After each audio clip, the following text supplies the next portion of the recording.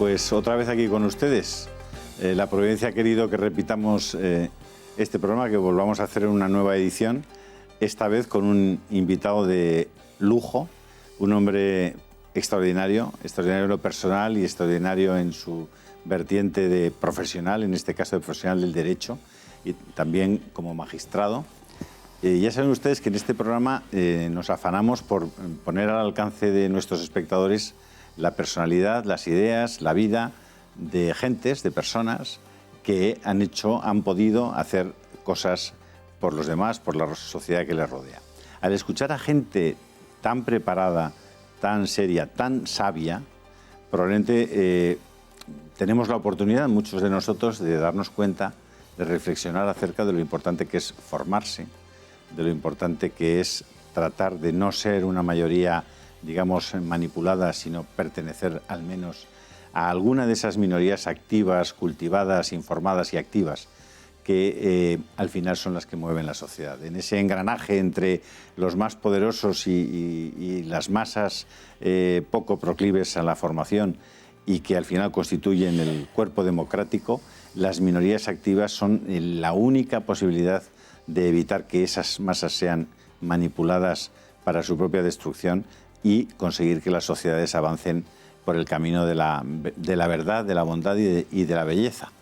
En ese camino, hoy, Arturo Beltrán, nuestro invitado, creo que nos puede poner un poco al día de las cosas más importantes, de cuáles son las razones profundas de las cosas más importantes que hoy están pasando en nuestro país.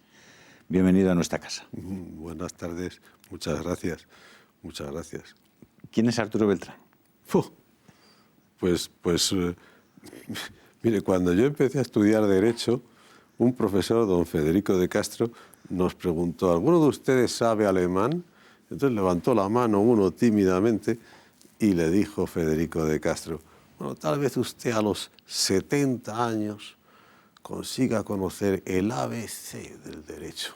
Bueno, pues yo, que no sé alemán, pues imagínese usted quién es Arturo Beltrán, pues un modesto cultivador del derecho que no sabe alemán y por lo tanto no llega ni al ABC, aunque estoy a punto de cumplir los 70 años. ¿Usted estudió en la Universidad Complutense de Madrid, don Arturo? Sí, en una universidad. Es que entonces había una o dos universidades privadas. Me parece que estaba ICADE de los jesuitas, que además tenía que tener un concierto con las universidades públicas, y puede que la de Deusto, y luego había 9 universidades públicas, 9. Con lo cual, la concentración de buenos profesores en una universidad era extraordinaria. Yo tuve profesores irrepetibles, es decir, Federico de Castro, Saiz de Bujanda, García de Enterría, Sánchez Agesta, Ursicino Álvarez. No digo que hoy no haya gente de esa categoría, que la habrá. Pero claro, dispersos entre más de 150 universidades públicas y privadas. Esa concentración de sabiduría que hubo en los años 60 en la Complutense hoy es impensable. Que se daba en mi época en la Universidad de Navarra. Pues supongo, con unos profesores maravillosos también. En las pocas universidades que había, ¿no? Luego había una cosa que yo creo que era buena, que era los cuerpos nacionales de catedráticos. Eso de que un señor era catedrático y no lo era en Galicia, pero no en Madrid, o en Barcelona, pero no en Granada. No, era un cuerpo nacional.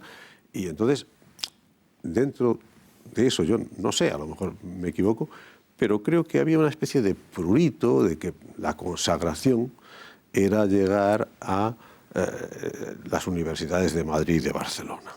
También alguna otra, como Salamanca, muy prestigiosas, o Valladolid, por supuesto que sí. Pero bueno, y entonces esa concentración de sabios que existía entonces, donde es que cada lección era una lección magistral, es algo que hoy, pues no digo que no pueda pasar, pero es mucho más difícil. Después de acabar la carrera de Derecho, usted hace las oposiciones a Jurídico Militar. Sí, hago varias y suspendo casi todas. Pero esas las apruebo, por eso, claro, es de las que hablo. Y después sigo haciendo oposiciones en las que también, voy a hablar de las que suspendo, suelo suspender, pero te van dejando un pozo. Por ejemplo, me presenté a las oposiciones al banco hipotecario. Hice una tontería, me fui sin libros cuando era con libros, el caso práctico. Pero bueno, en cualquier caso, estudié un montón de derecho hipotecario. Bueno, pues eso no te viene mal, siempre te sirve para algo. Sin duda, sin duda. A partir de... ¿Ejerce como jurídico militar? Sí, como jurídico militar estoy 14 años y en puestos, digamos, de riesgo y fatiga, si se está permitida la inmodestia. ¿Tiene alguna anécdota de aquella época? ¿De aquel riesgo, de aquella fatiga? Pues mire, el miedo. El miedo porque yo fui asesor jurídico de la Policía Nacional en los años del plomo. Y entonces pues me ha tocado vivir los asesinatos y saber que puedes ser tu víctima de uno de ellos. Y tener que ir al País Vasco, sobre todo a San Sebastián,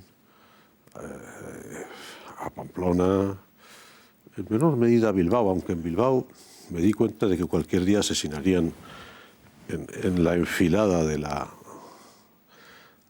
audiencia provincial de Bilbao, asesinarían a los guardias civiles que estaban allí y los asesinaron. Y el sentir que un semáforo se hace muy largo, porque te entra el miedo de decir, pero ¿por qué no se pone en verde ya? Te pasa. Y me acuerdo una vez que estaba en el Hotel Cristina de San Sebastián y estábamos un abogado que defendía a guardias civiles y a policías nacionales, y estaba yo, que iba allí pues por acompañarle y porque el jurídico militar daba moral. Desde a las viudas a las que les prometías en 48 horas la pensión máxima de viudedad, no puedo resucitar a su marido, pero junto 3 papeles y ya está hecho el expediente administrativo. No pasarán hambre sus hijos. Bueno, y estábamos allí en el hotel de San Sebastián y nos dice el recepcionista, que era una buena persona, han venido unos tíos muy raros preguntando por ustedes. Y de repente mira más allá de nosotros y dice, ahí vuelven. Y lo que yo veía allí, que se venía hacia nosotros, Dios mío, unos rostros espantosos. A lo mejor era mi percepción, pero unas caras de aparentes criminales del hombroso. Y entonces uno de ellos mete aquí la mano y yo dije, bueno, ya está, Arturo, aquí se ha terminado. Y saca un carnet y dice, agente de la Guardia Civil o Guardia Civil fulano de tal, no sé qué, estamos aquí para darles protección. Y yo dije, Dios mío, enhorabuena, porque eso no lo hubiera sospechado ni la madre que lo parió. O sea, y es que era verdad, o sea, eran infiltrados, eran gente que estaban luchando contra la ETA desde dentro de ETA y por supuesto iban de paisano, no de manta.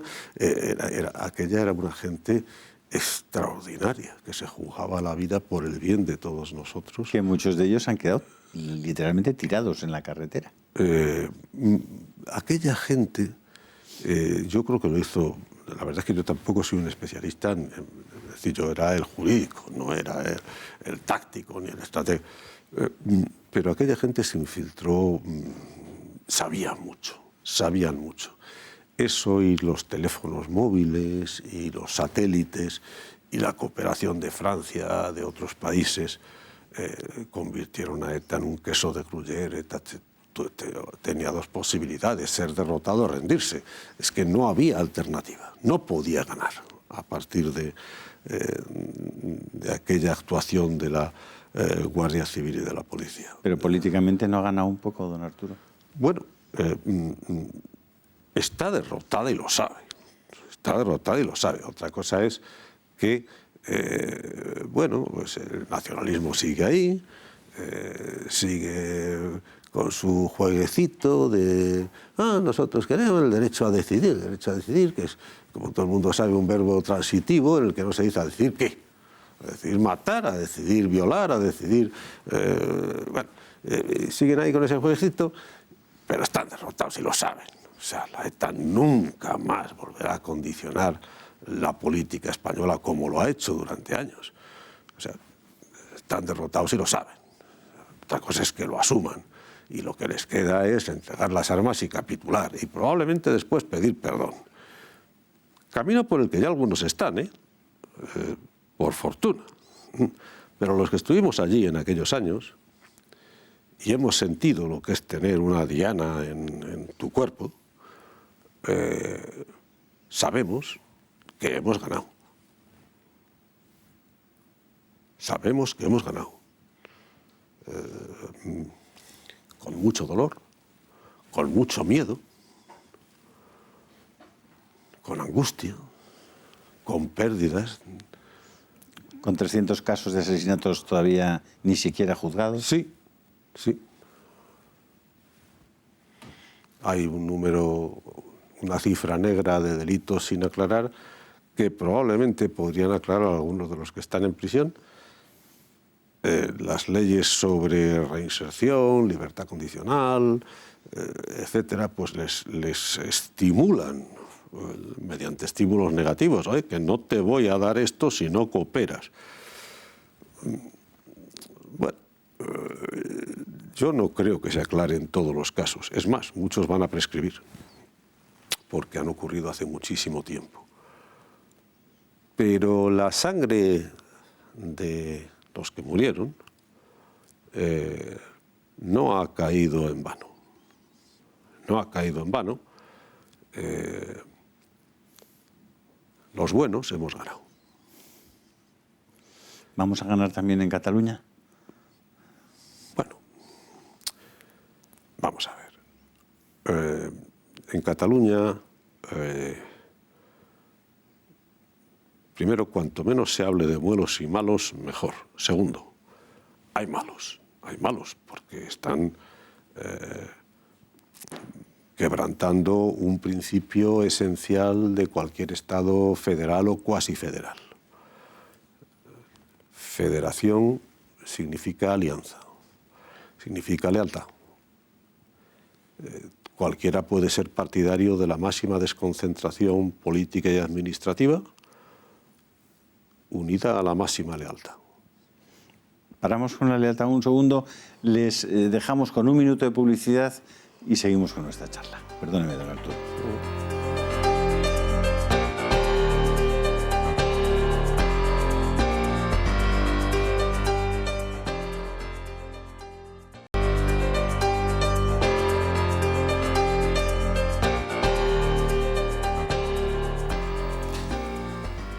Nos hemos quedado en la lealtad, en que difícilmente se puede establecer una federación, una alianza, si no hay una lealtad mutua en el comportamiento.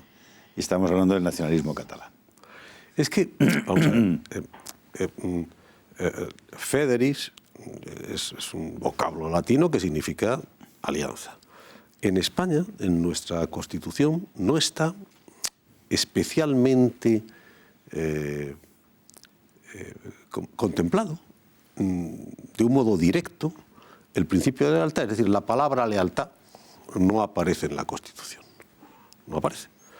Está implícito, incluso está implícito a través de un término probablemente más expresivo todavía que el de lealtad, que es el de solidaridad. Porque es imposible construir algo sólido, algo serio, algo que vaya más allá de los intereses exclusivos para pensar en los intereses generales, como es la solidaridad, sin la lealtad. Pero lo cierto es que en otros países, en Alemania o en Suiza, se contempla expresamente el principio de lealtad. En España no se contempla expresamente. Y sin embargo es el principio decisivo, que puede estar implícito en el de solidaridad.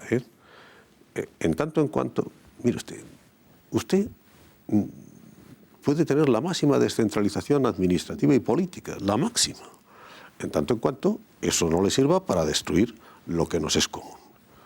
Le sirva para crear lo que nos es común, para potenciar lo que nos es común. Entonces, da igual, usted puede llegar incluso, vamos a decir, a tener su propio código penal.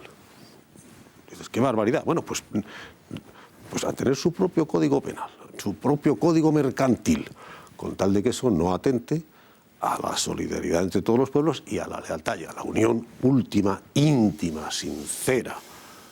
Entonces, ¿podremos llegar a una mayor descentralización política y administrativa? Sí, se puede llegar a una mayor descentralización política y administrativa. ¿Puede ser esa la oferta del Estado? Puede serlo. Pero claro, tiene que haber una contraoferta, absoluta lealtad a la unión última que justifica todo esto. Si no existe esa lealtad, no se puede pedir lo primero sin asegurar lo segundo. Eso significaría simplemente, yo voy a tomar lo primero para, desde mis perspectivas de destrucción del Estado, cuantas más competencias tenga, más destruyo el Estado. No, eso no puede ser. Entonces, gente como algunos catalanes, no todos, algunos catalanes, quizá incluso una minoría, que quieren absorber el máximo de competencias para utilizar esas competencias para destruir a España, evidentemente seríamos imbéciles si se las diéramos. O sea, no se pueden dar. Ahora, ¿quiere usted tener competencias para reforzar a España desde esa pluralidad de competencias? Pues nada, todas las que sean. O sea, ya digo, incluso cosas que en este momento son de competencia exclusiva del Estado, como por ejemplo la legislación penal. A mí, personalmente, lo digo sinceramente, no me importaría que hubiera códigos penales distintos, fíjese lo que le estoy diciendo, códigos penales distintos, con tal de que hubiera un principio de lealtad, de que todo estuviera al servicio de esa indisoluble unión de la nación española, patria común e indivisible de todos los españoles. Si se respeta eso, todo lo demás es secundario. ¿La Constitución es el tótem, es el todo en un ordenamiento jurídico? Bueno, vamos a ver. Pues ahora sí. Durante mucho tiempo no ha habido constituciones. Es más, ¿qué es la Constitución? La Constitución, pues, es una superley.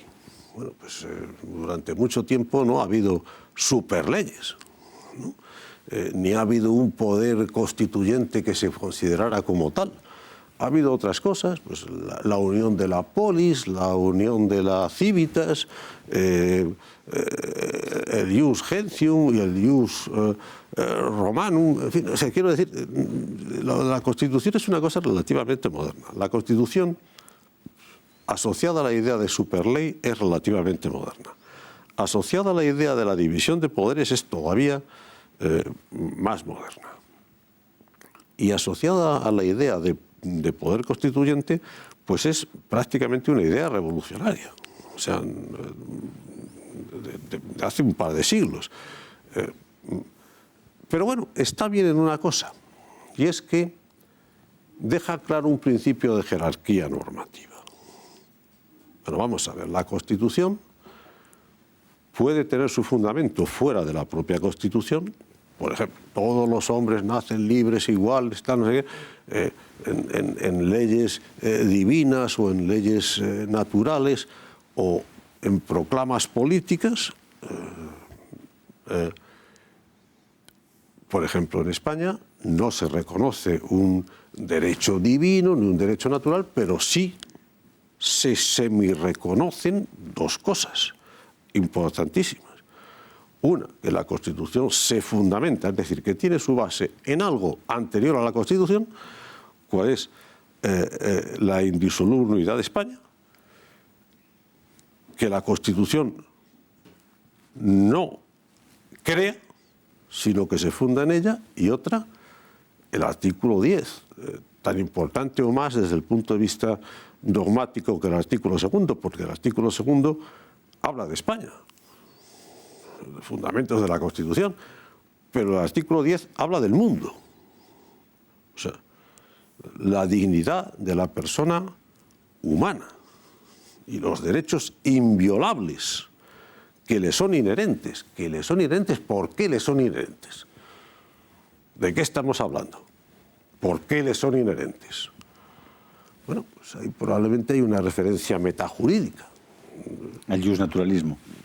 Pues llamémosle justnaturalismo o llamémosle como nos dé la gana, pero ¿por qué le son inherentes a la dignidad de la persona humana o a la persona humana unos derechos inviolables que son el fundamento del orden político y de la paz social?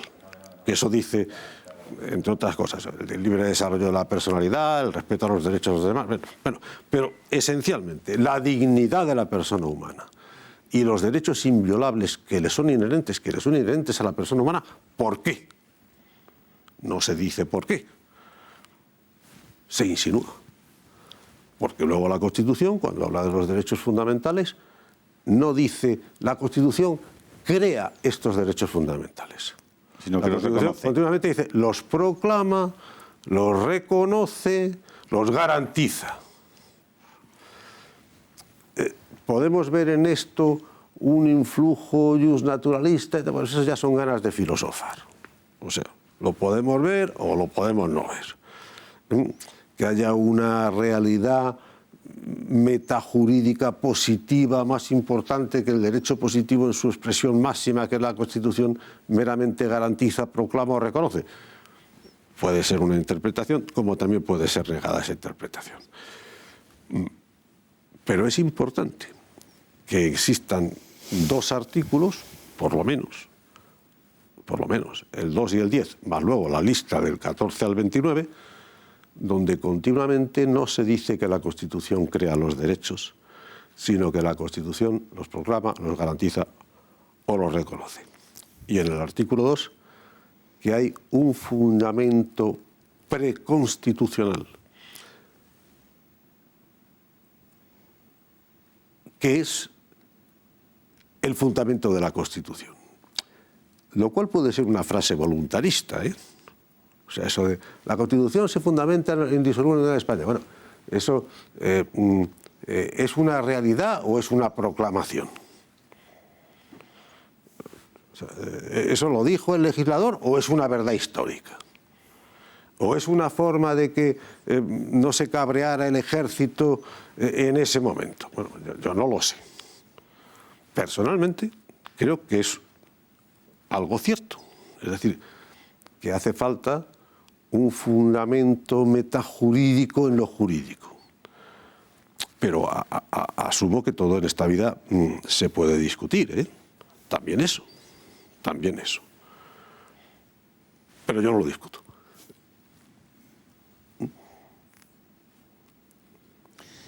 ¿Y cómo encaja en ese reconocimiento de los derechos que el Tribunal Constitucional no se haya manifestado sobre el recurso a la ley del aborto presentado por el Partido Popular hace 8 años? Bueno, vamos a ver. Todo el mundo sabe que este es un tema absolutamente polémico. El tema del aborto es un tema de una gran carga ideológica, donde las posturas a priorísticas son decisivas, donde hay personas abortistas convencidas y antiabortistas convencidas. Y esto se contempla desde como una suerte de derecho subjetivo de la mujer embarazada, postura, digamos, en un extremo, hasta como el peor de los crímenes o el peor de los pecados, hasta el punto de que yo qué sé, pues el genocidio no lleva a la excomunión late sentencia, pero sí el aborto. O sea, vamos a poner otro de los extremos. Me molesta poner a la Iglesia Católica en uno de los extremos, pero es que es así. O sea, entonces esta ideologización es tremenda. Y se diga lo que se diga, va a resultar polémico. Lo cómodo es no decir nada. Tribunal Constitucional pues es un tribunal con un componente político. Esto es evidente. O sea, no hay más que ver su origen.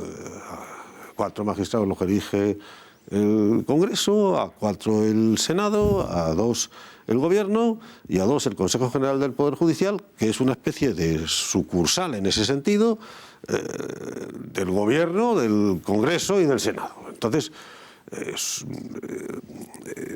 son gente de gran categoría, eso es evidente, ¿eh? O sea, los magistrados del Tribunal Constitucional son gente de gran categoría, pero con un origen político. Cuando se enfrentan a un tema político, y el aborto, por desgracia, probablemente por desgracia, es un tema político, pues le dan largas. Le dan largas.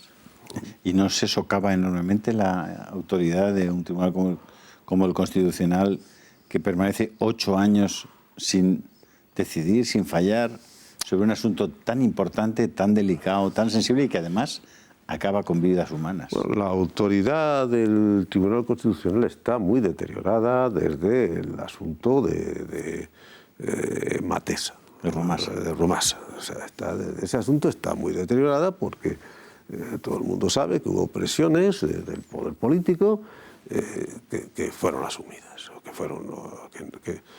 no fueron rechazadas. Y aquello se ganó por 6 votos contra 6 y por la mayoría de un magistrado que era un gran catedrático de Derecho Constitucional y que probablemente nunca consiguió aceptar eso de sí mismo y vino del exilio y se marchó al exilio. Y desde entonces, pues la verdad es que en los grandes temas, porque el Tribunal Constitucional ha hecho una maravillosa jurisprudencia en muchísimas cosas. Por ejemplo, el derecho procesal penal es derecho constitucional. El movimiento, esto no lo decía yo, lo decía un profesor de Derecho Penal y Procesal Penal que era Belling, un profesor alemán. Bien, pues la jurisprudencia del Tribunal Constitucional sobre garantías procesales es extraordinariamente buena. Es extraordinariamente buena. ¿Por qué? Pues probablemente porque eso no es demasiado político. Estamos hablando de algo que afecta a cualquier ciudadano. Cuando se ha enfrentado a los grandes temas políticos, pues el Tribunal Constitucional pues se ha dividido, esa es la verdad, se ha dividido. Se dividió en lo de Rumasa, se dividió en la ley sobre la violencia de género, se dividió en lo del aborto. En los grandes temas se divide pues porque es un tribunal que es muy difícil que prescinda de criterios ideológicos, sobre todo en grandes materias ideológicas. Es que ahí estamos, quizá por desgracia el aborto está hoy teñido de ideología.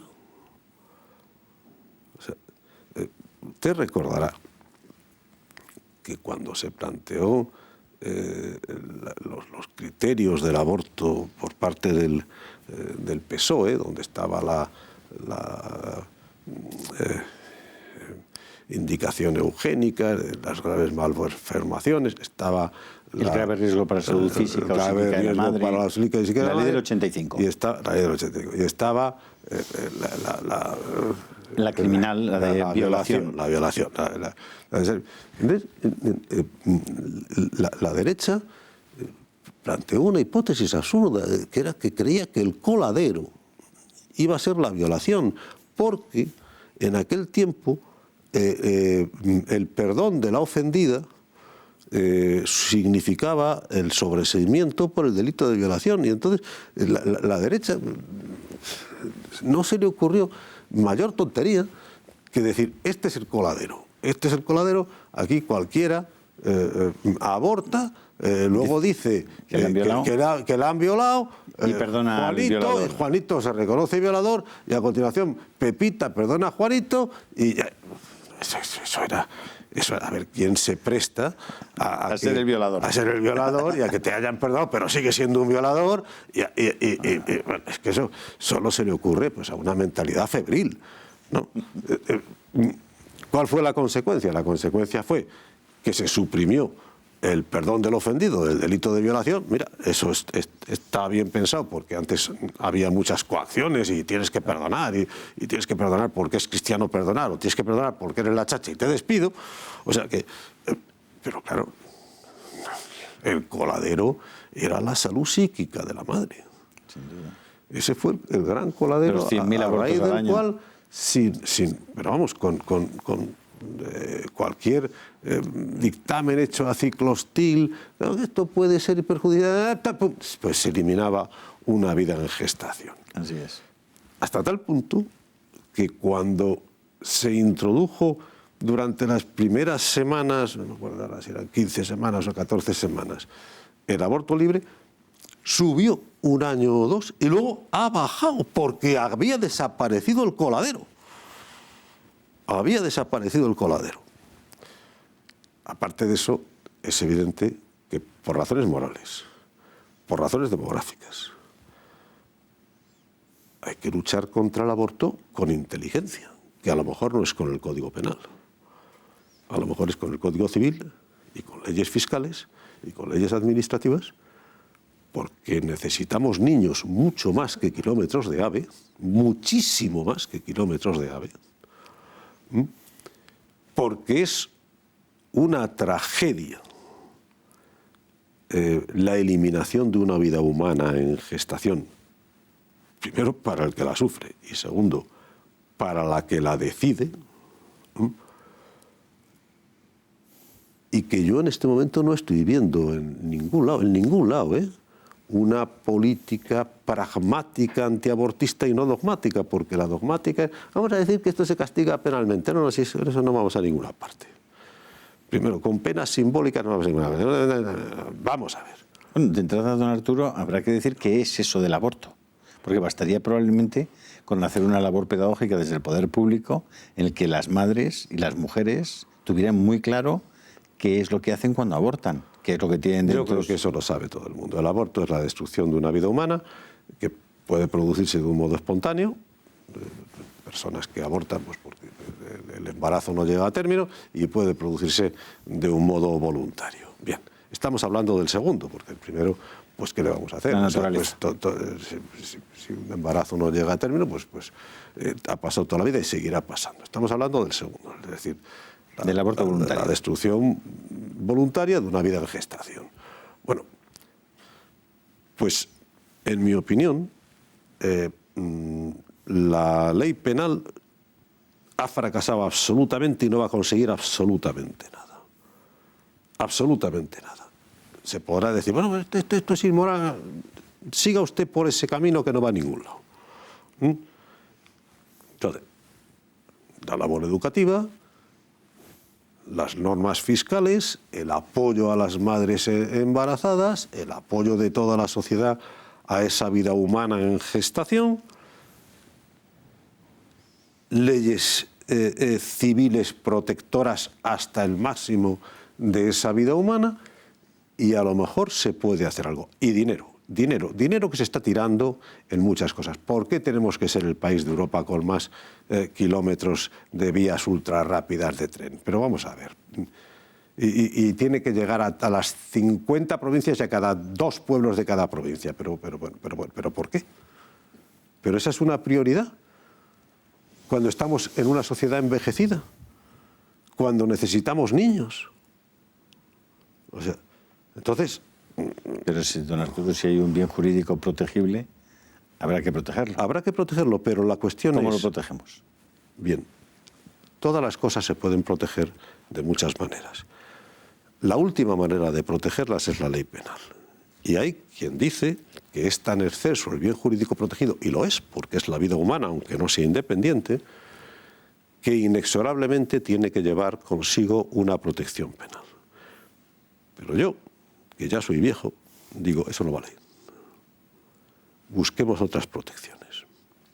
Busquemos la protección económica, busquemos la protección laboral, busquemos la protección fiscal, busquemos la protección administrativa. Porque la protección penal, y sobre todo con este tipo de leyes penales, que son prácticamente la impunidad, no sirve para nada. Entonces, no estoy nada seguro de que sea un buen acierto reprimir de un modo especialmente duro, desde el punto de vista penal, el aborto. Comprendo que es la tentación simplista de los que creen que con eso se acaba, y a lo mejor se queda su conciencia muy tranquila. Bien, pues la mía no. La mía me dice, no ese es el camino. Estímulos civiles, estímulos fiscales, estímulos administrativos, concienciación y educación.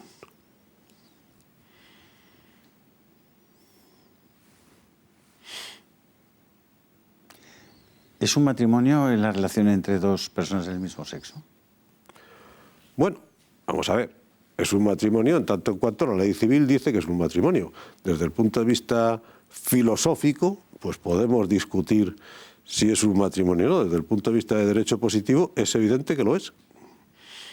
Ahora, desde el punto de vista histórico, pues vamos a ver, los juristas romanos de ese momento de transición en que habían dejado de creer en sus dioses y todavía no eran cristianos, pues decían que el matrimonio era unión con vocación de indisolubilidad, con vocación, entre un hombre y una mujer. O sea, ahora, en este momento es un matrimonio la unión entre dos hombres o entre dos mujeres, conforme al derecho positivo español, pues ¿quién lo va a negar?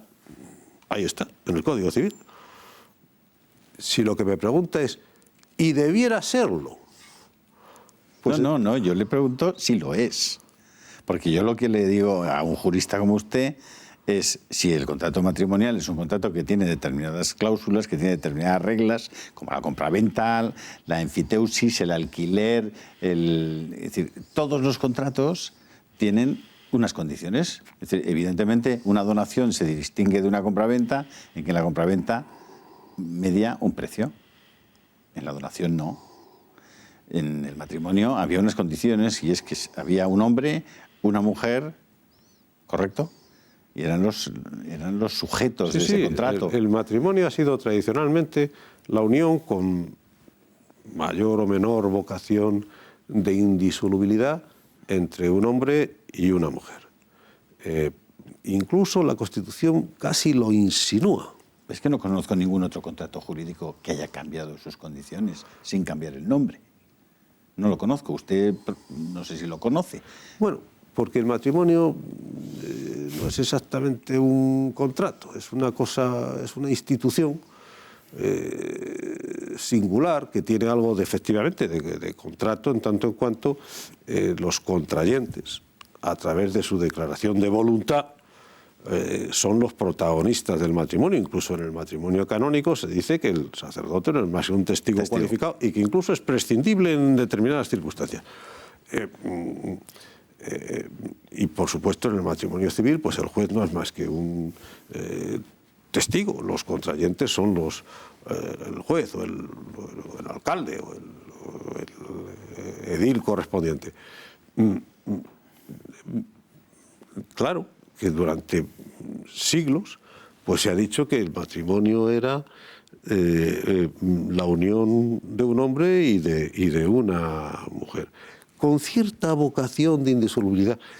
E incluso eso está un poquitín insinuado en la Constitución. Insinuado, no dicho, pero así como se dice, todos tienen derecho a la vida, o se reconoce el derecho a la libertad, o se garantiza la libertad de cátedra, o de no sé qué, o la libertad de reunión, o demás. Sin embargo, luego dicen, por una sola vez, no dice todos, ni se garantiza, sino que emplea el sexo o el género. El hombre y la mujer tienen derecho a contraer matrimonio. Pues parece que en la mente del legislador constituyente antes del último estaba fallo, el matrimonio clásico, vamos a decir, el matrimonio entre el hombre y la mujer. Da la impresión, porque si no, ¿por qué no dice todos pueden contraer matrimonio? O se garantiza el derecho a contraer matrimonio, como se ha dicho, pues como se dice de la libertad de reunión, o de manifestación, o de cátedra, o demás. De tal manera que probablemente en el subconsciente del legislador constituyente estaba la idea de que el matrimonio era el de siempre. De los últimos 10.000 años de la humanidad. El de siempre. Pues claro. Mientras estamos con el de siempre, vamos un momento a publicidad y seguimos con este asunto. Pues venga. Hasta ahora mismo.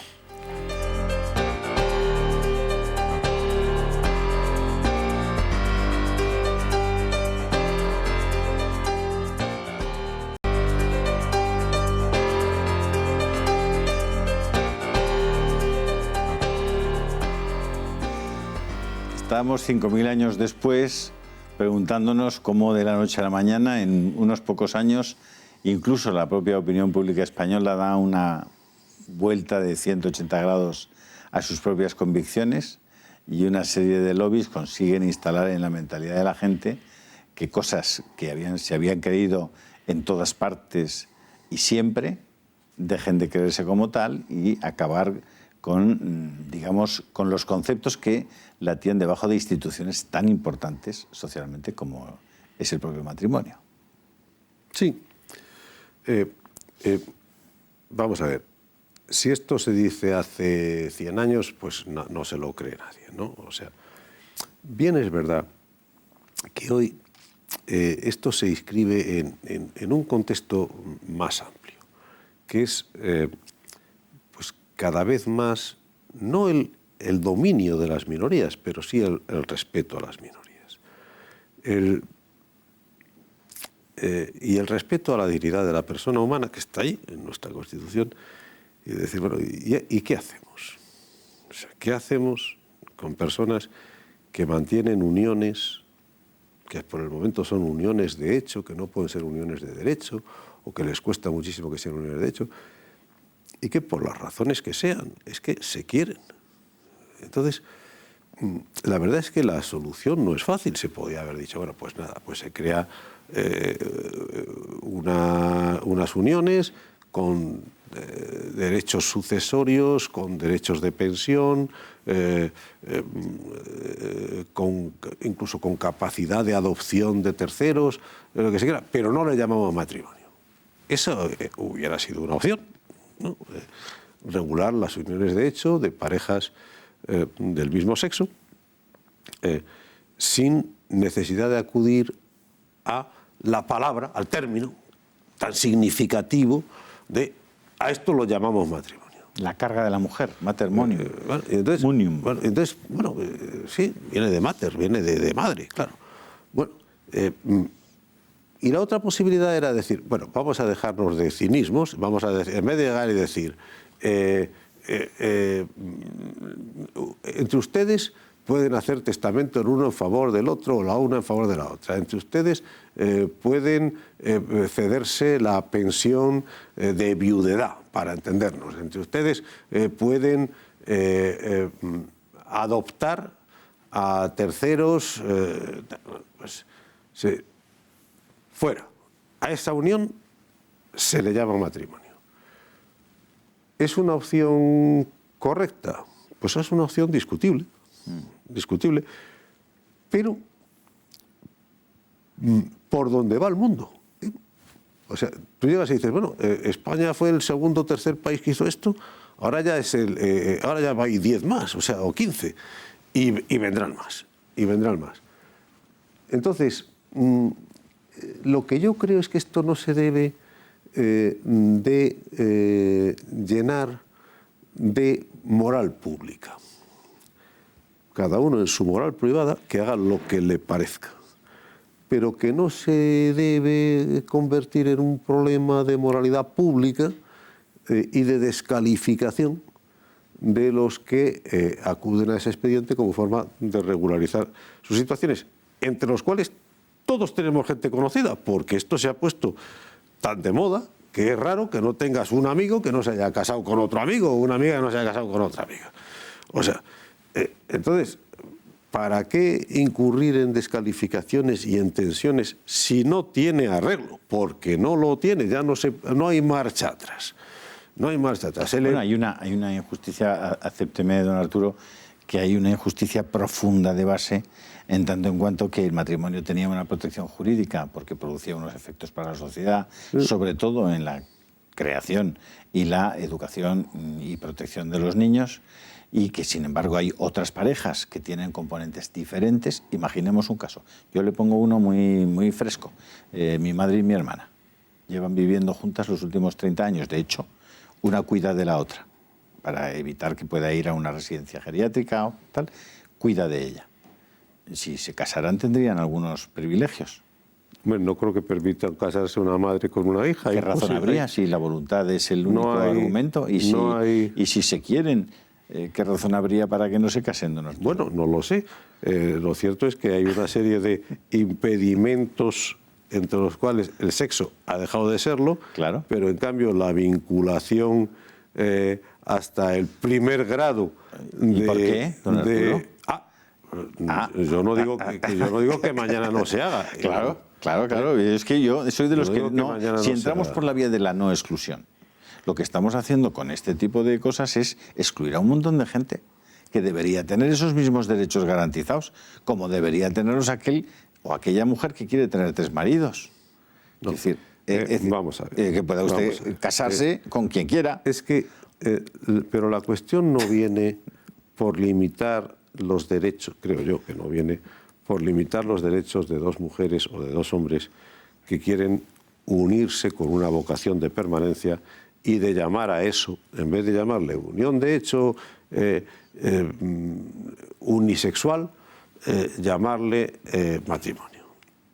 Yo reconozco que la palabra matrimonio tiene mucha fuerza y que, claro, que se han casado 2 mujeres, se han casado 2 hombres, esto se le llama matrimonio. Bueno, pues tiene un punto, a lo mejor un elemento histórico, ahora ya no, histórico, de provocación. Bueno, pero a lo que estamos yendo es a proteger los derechos fruto de una determinada convivencia entre 2 personas. Pero eso... ¿Sí o no? Eso, por ejemplo, el caso de la madre y de la hermana, no tiene nada que ver con el matrimonio. Eso se puede proteger, eso se debe proteger.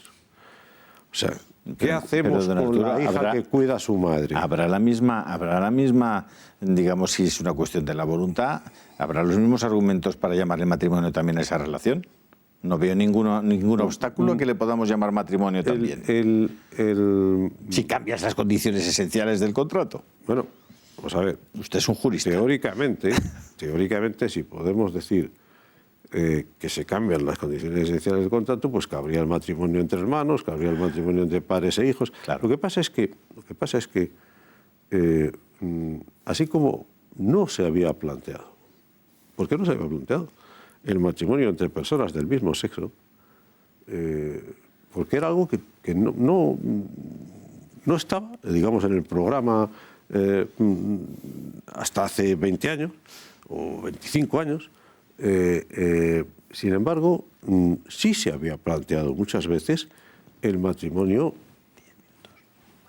entre parientes.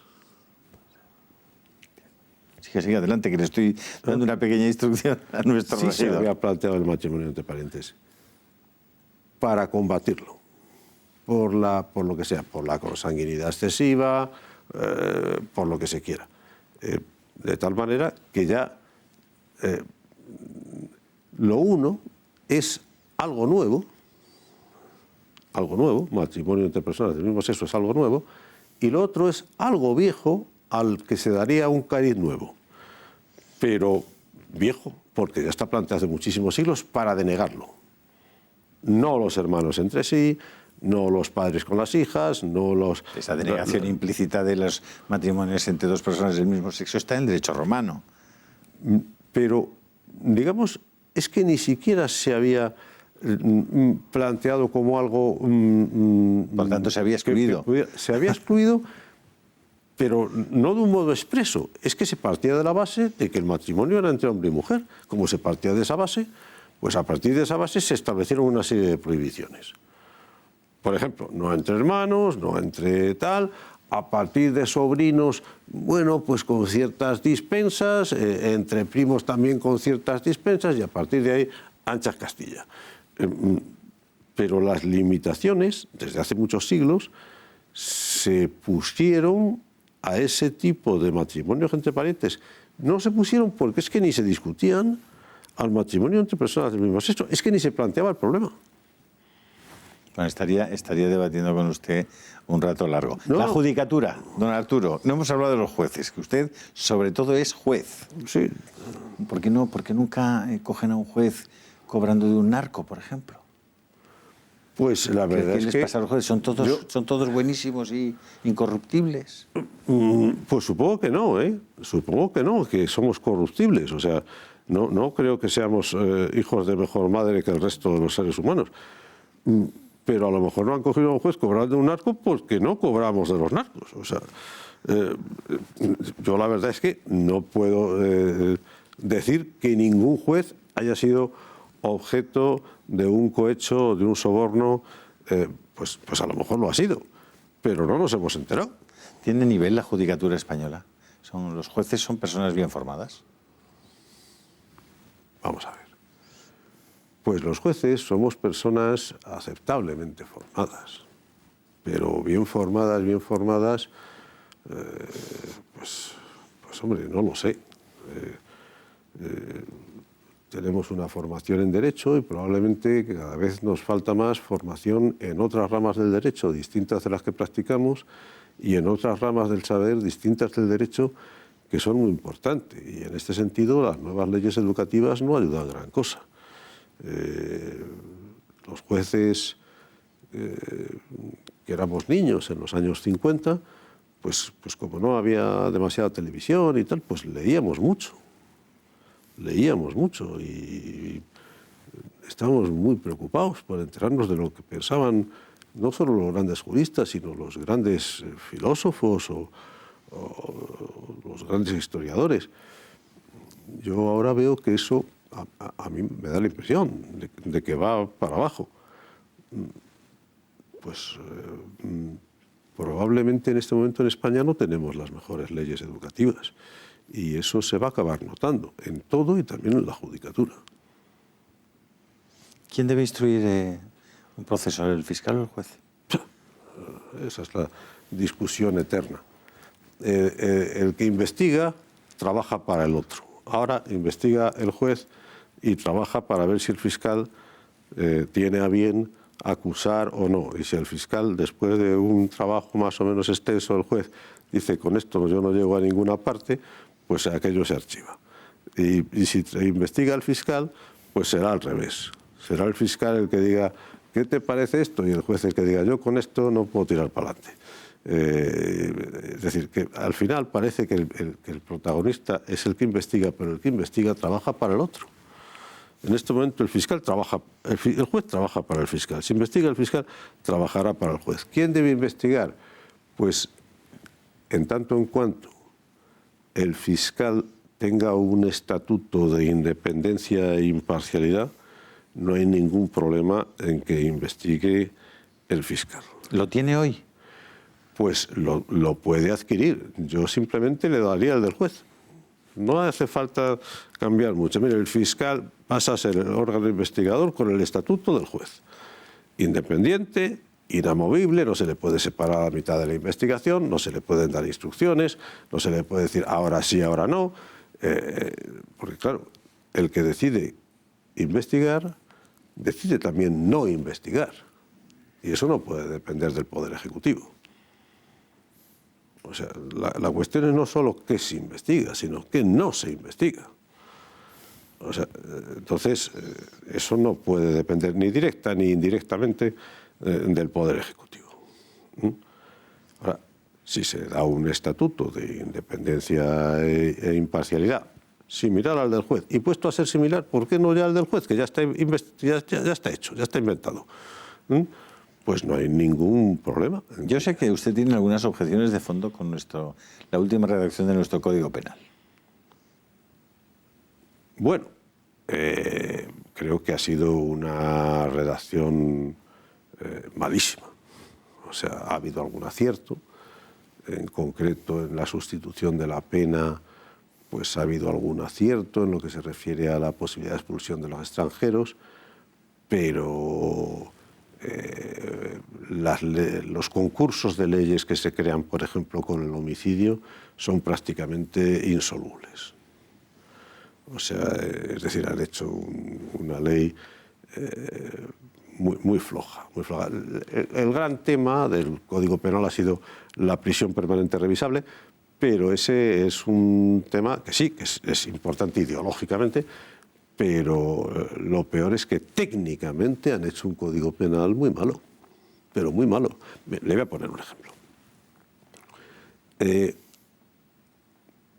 Hay una grabación hay una grabación del homicidio, conforme al cual el homicidio, en vez de castigarse con una pena de 10 a 15 años, se castiga con una pena de 15 a 22 años y 6 meses. ¿Por qué? Pues porque ha habido previamente un delito contra la libertad sexual antes de matar a esa persona. Bien, supongamos que alguien, pues, en el ascensor sobatea y masajea a otra persona y luego la mata. Bueno, entonces decimos, bueno, pues en vez de poner una pena de 10 a 15 años, le ponemos una pena de 15 a 22 años y medio, pero claro, no le castigamos además por los toqueteos, porque para eso ya hemos tenido en cuenta los toqueteos y no los podemos tener en cuenta 2 veces. Para eso le hemos subido 7 años y medio la pena, desde un máximo de 15 a un máximo de 22 y medio. Bueno, bien, pues entonces ese tipo agravado de homicidio absorbe esos toqueteos previos. ¿Y si la viola? ¿Y si no es un toqueteo, es una violación salvaje y después la mata? Ah, bueno, pues entonces, bueno, como ya estamos poniendo, no voy a tener en cuenta 2 veces la violación, entonces ya, como le pongo pena de 15 años a 22 años y medio, no tengo en cuenta la violación. Ah, pero entonces sale beneficiado. Usted quería que esto fuera más grave, pues resulta que si castigo por un lado el homicidio y por otro la violación, le pongo más condena que si le pongo solo el tipo agravado de homicidio. Ah, bueno, pues entonces en un caso aplicamos el principio de absorción y el homicidio agravado absorbe los toqueteos. Y en el otro caso castigamos por separado. O pretendo castigar 2 veces la violación, una como tal violación y otra para agravar el tipo de homicidio. Bueno, pues como esta, 14 bromitas jurídicas en el nuevo Código Penal. No hay derecho. ¿Se puede poner la prisión permanente revisable? Es discutible. Casi todos los profesores están en contra.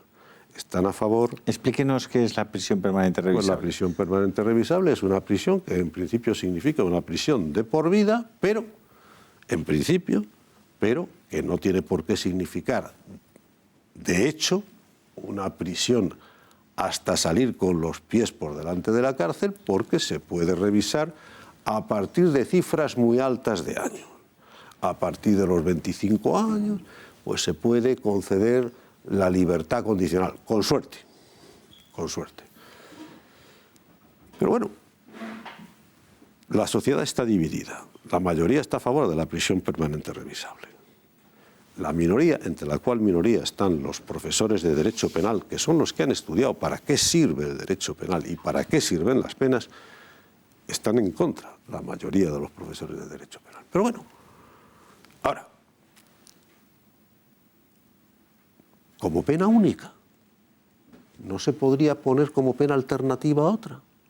En tiempos de Franco, la pena de muerte existía, pero nunca como pena única en el Código Penal común. Se ponía pena desde 20 años de reclusión mayor, 20 años y un día, a muerte. 20 años y un día, 25 años, 30 años, pena de muerte. Nunca la pena de muerte como pena única en el Código Penal común. Aquí sí está como pena única. ¿Y si hay un atenuante? Prisión permanente revisable. ¿Y si hay un agravante? Prisión permanente revisable. ¿Y si hay una tentativa o una complicidad?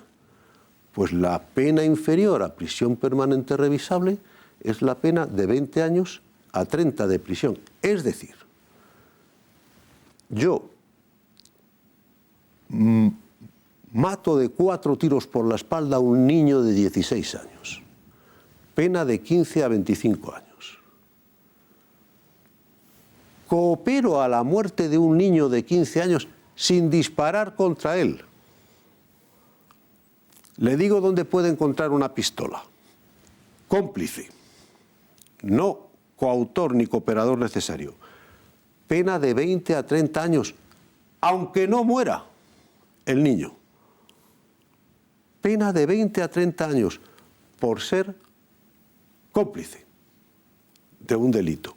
Y si no muere, pues pena de 20 a 30 años porque le he pegado 4 tiros por la espalda. Y me bajan 1 grado la pena. Me la podrían bajar 2, pero normalmente me van a bajar 1. ¿Cómo es posible que ser cómplice de un asesinato de un niño de 15 años sea más grave que ser autor del asesinato de un niño de 16? ¿Cómo es posible que el que concurra un atenuante o un agravante no cuente para nada? En definitiva, ¿cómo es posible que se ponga esa pena como pena única? Pues por fallos técnicos. Esos son fallos técnicos. Y a los que nos va a tocar aplicarlos, pues estamos enfadados, claro. ¿No? Porque somos servidores de la ley y nuestra legitimidad de ejercicio es aplicar la ley. ¿No? Pero tenemos derecho a pedir que la ley sea sensata. ¿Y cuál es la legitimidad de las leyes, don Arturo? Porque la de ejercicio yo la entiendo. Pero para que una ley sea legítima, ¿qué elementos tiene que tener? Pues eso viene desde Antígona, ¿no? Cuando le prohíben enterrar a Polinice y apela a las leyes no escritas de los dioses inmortales, ¿no? ¿Cuál debe ser la legitimidad de la ley? Pues hay quien dice pues la legitimidad constitucional, hay quien dice la legitimidad con el derecho natural, que hay quien dice que existe y quien dice que no existe, hay quien dice la legitimidad con la Constitución, hay quien dice que la Constitución a su vez está en un contexto de civilización. Evidentemente hace falta una crítica del derecho positivo desde fuera del derecho positivo.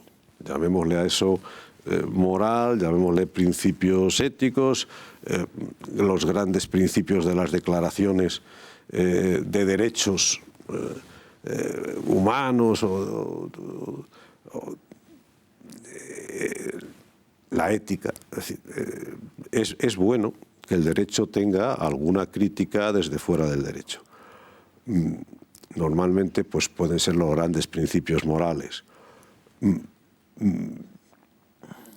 Las leyes, pues casi todo el mundo, incluso los más, vamos a decir, positivistas, dicen, bueno, la ley extremadamente injusta no tiene que ser obedecida, ¿no? El problema es hasta dónde llegamos con lo de extremadamente injusta. Digo esto porque es una expresión de Radbruch, un jurista alemán. Extremadamente injusta. ¿Y qué es extremadamente injusta? Bueno, pues ¿lo eran las leyes de Nuremberg? Pues probablemente lo eran. Posiblemente después de las leyes de Nuremberg pues vienen las declaraciones universales de derechos humanos con un cierto tinte, si se quiere, pues ético, a lo mejor hasta justnaturalista, si se puede emplear hoy esta expresión sin que te miren como diciendo de dónde ha salido este tío. Pero bueno, de crítica metajurídica del derecho positivo como norma absoluta dependiente de la voluntad de un legislador que puede ser un canalla. O sea, porque puede haber un legislador que sea un canalla. Y de hecho, en la Alemania nazi pues hubo un legislador que era un canalla. Y en muchos más sitios. Y en muchos más sitios, pero ese es el caso más conocido, ¿no? O sea, sí. Bueno, hemos llegado al final de nuestra conversación, don Arturo. Podríamos estar charlando varios días. Sí, bueno, no lo sé. Sí, podríamos, a mí me ha ayudado a reflexionar, ¿eh? A mí me ha ayudado mucho a reflexionar lo que me ha contado. Me ha parecido enormemente interesante. Bueno, pues a lo mejor lo más interesante es lo que he contado de San Sebastián, de cuando estábamos allí, pues peleando por la unidad de España y por la libertad de España. Ahora hay mucha gente peleando por la libertad de España. Sí. Bueno, lo que ha pasado en Cataluña ha sido muy significativo, ¿no? Esas manifestaciones de millones de personas en las calles de Barcelona no las creíamos ninguno de nosotros, ¿eh? Bueno,